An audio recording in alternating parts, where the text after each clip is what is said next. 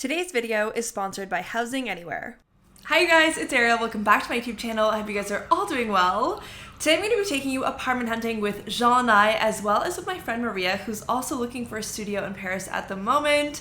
Jean and I actually did find our dream apartment. You can see I'm in a different place, so definitely stay tuned until the very end of this video where I'm going to show you guys little secret clips from the very first time that we saw this apartment.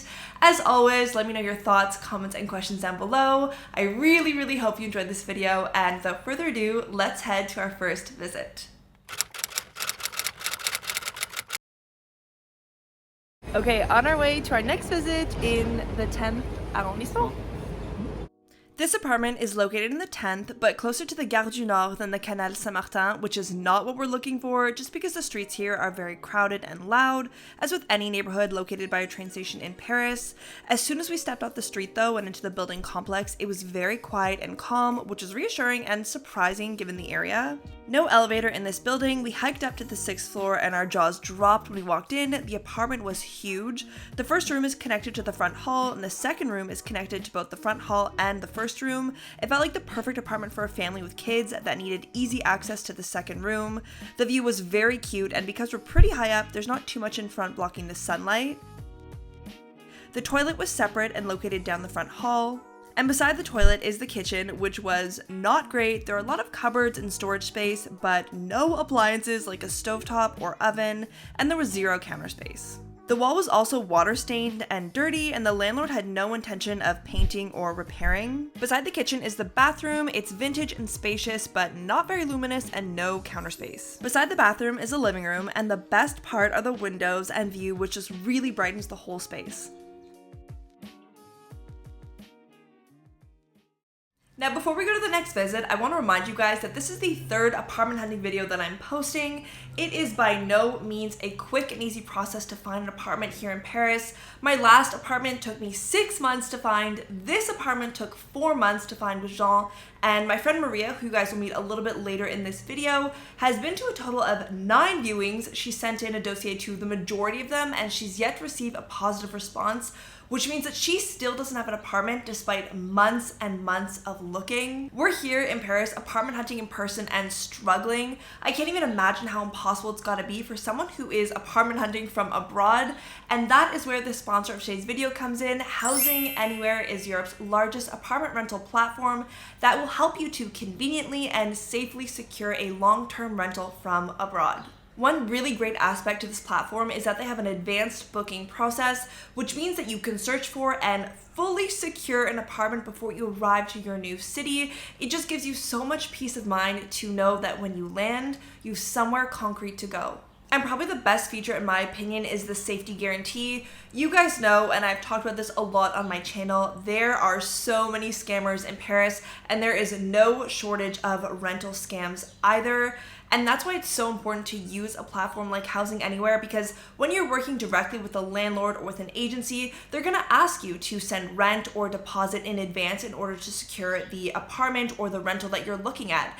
And the problem is that there's nothing to secure that deposit in the case that you arrive to the city and the landlord or the agency completely ghosts you. But the advantage of booking through Housing Anywhere is that you have access to their secure payment service, which means that if you arrive and the rental is nothing like it was described online, you can cancel that booking within the first 48 hours of your arrival and request a complete refund.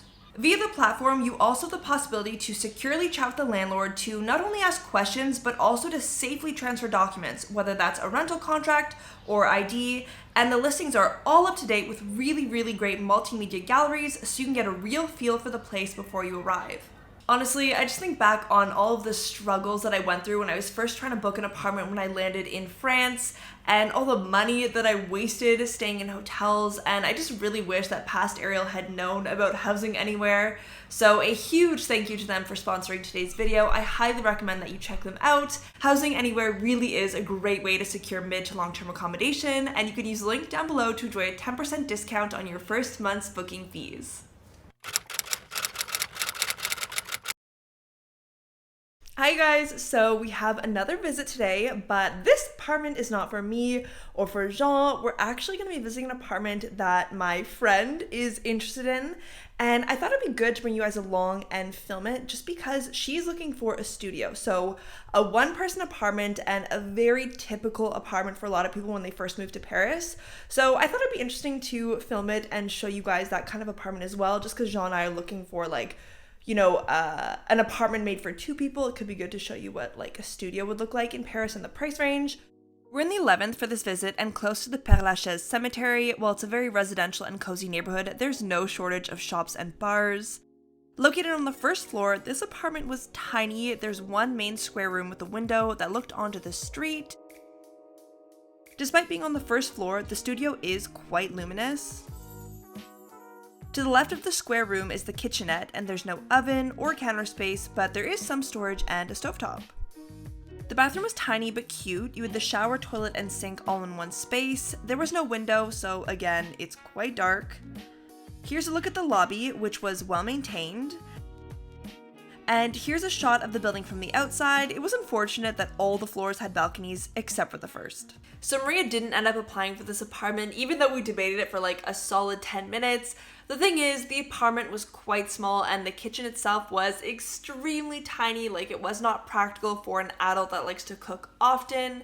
And we're also kind of worried that because it was on the first floor and right beside the street, that it could get noisy and maybe bother her in the long term.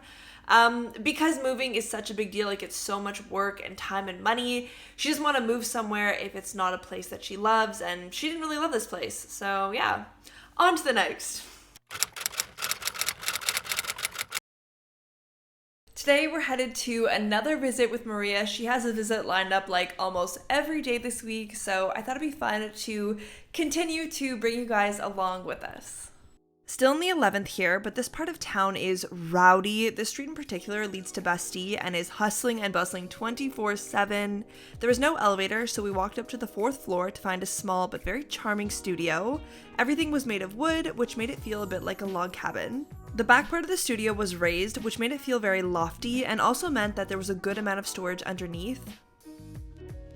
Where I'm standing here at the back of the studio is where the bed would go, and to the right you have a desk area. The kitchen is very cute. Counter space, storage, and stovetop is everything you need for a small apartment, and there's even space to install a washing machine to the left of the counter. The bathroom was definitely bigger than the last apartment, but a bit dirty and dark. The windows had a view right onto the street, which long term would be problematic given the noise from the cars.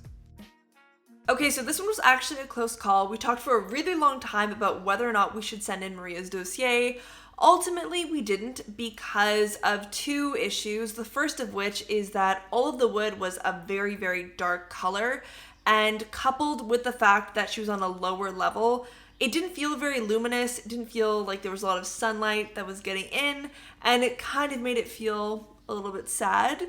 And then the second factor, which is huge, is that even though it's in the 11th, which is a great arrondissement, it was right beside Bastille. It was on like a very, very busy street leading to Bastille, which not only has lots of crowds and cars and traffic, but it's also like a huge nightlife spot. There's tons of bars and clubs and restaurants. So we just thought that even though it's a good arrondissement, it didn't really give her the homey residential vibes that she was looking for. Good morning, you guys. We are going to our third visit with Maria, 3 days in a row. This girl has them lined up. Forever in the 11th at this point. Compared to the last apartment though, this one is located on a smaller side street right beside the Père Lachaise cemetery. This area was really cute, lots of small and colorful shops and restaurants. This visit also showcases the crazy demand in Paris right now for studios. We were about 20 waiting to see this apartment, and there were still people arriving once we left. This apartment is small, cute, luminous, and affordable. We knew immediately that we were going to send her dossier in. At the back of the apartment, you have the bathroom and the kitchenette. The bathroom was bigger than the last two and cleaner. The shower was super small though, and there was no bathtub. Possibly the only downside to this apartment was the kitchen, which had no appliances except for a sink. The view was honestly great though. There were no buildings blocking the sunlight, although you do have many neighbors and windows right in front, so you might end up feeling a little watched. Honestly, this was the best apartment that we saw. Maria knew right away that she wanted to apply for it, and she sent in her dossier within like literally 10 minutes of leaving the viewing. Aside from the kitchen that was kind of crummy and the lack of storage, it really was everything Maria was looking for. And the agent also seemed super friendly and very encouraging for us. So we were really hopeful when we sent in her dossier, but literally one day after sending it in, the agency responded and said that they went with a different candidate. Unfortunately, this really is the reality of apartment hunting in Paris. 9 times out of 10, you'll be rejected for the apartments that you apply for, so it's back to the drawing board. Good morning, you guys. We're on our way to yet another visit with Maria. This apartment is in the 10th arrondissement and it's fairly affordable. What's really nice about it is that it's along the Canal Saint-Martin, which is a very trendy, hip, safe, fun area to live. We have very high hopes for this one. What's really great is that when we called, they asked her to bring her dossier in paper and give it directly to the agency. In my opinion, I think this will deter a lot of people from applying. For me, for example, I've never given a dossier without seeing the apartment first. I just prefer to keep all my paperwork until I'm sure I want to apply, but I do think that it weeds people out. So if she is interested for this apartment, I do think that she has a good chance. We're in the 10th arrondissement for this visit, close to the Canal Saint-Martin. As you can see, it's a very charming, residential, and trendy part of Paris. It's very much on the top of the list for people who are looking to live in Paris, but without the craziness of the center. Here's the apartment from the outside. It's on the 2nd floor. The lobby was polished with lots of plants, and there was an elevator. Walking into the apartment, it felt small but very bright despite it being a cloudy day. The apartment faces the road, which is tough because the noise from the traffic and the crowds can be annoying, and the view is of the sidewalk and other buildings. To the left of the window, you have the kitchen, which was subpar. It was dated and dirty and small. As with most of the studios we've seen, there's no oven and counter space is limited. The stovetop is also really scary looking, like it felt like a fire hazard. Beside the kitchen is not a closet, but rather a shower. We didn't feel great about this because it didn't really feel like a space where there should be a shower installed. The toilet was normal and separate. The front hall was actually pretty great with solid storage. It's worth noting that there was a mini balcony, which is nice in theory, but it was too small for a table and chairs.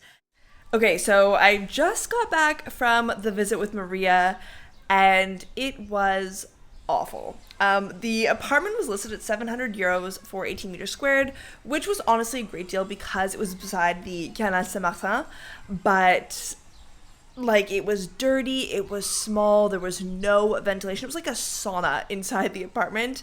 And I think the biggest red flag of all, honestly, was the fact that it rained yesterday, and so there were parts of the hardwood floor that were leaking and like stained with water damage, and I'm like, is there a leak? And she was like, no, I don't think there's a leak. I think that with the rain, the water just seeped out through the floor. And I'm like, there wasn't even that much rain last night. Like, this was a little bit sketchy. So, even though Maria did print out her dossier, she was like really ready to apply for this apartment.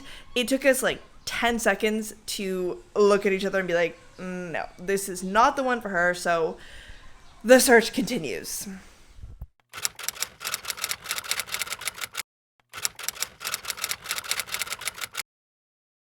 Okay, we're on our way to our second visit, and if you're seeing this video, it's very sad because we're super hopeful.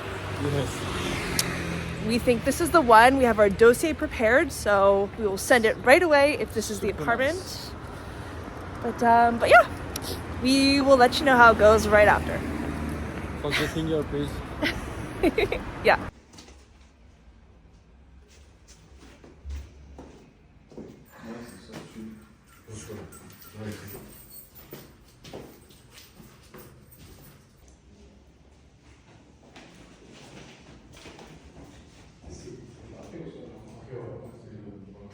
Sorry to leave you on a cliffhanger, but you'll have to tune in next week to get the full apartment tour. Thank you guys so much for watching. I hope you enjoyed this video. Please leave me all your comments and questions down below, and I'll see you guys in my next one.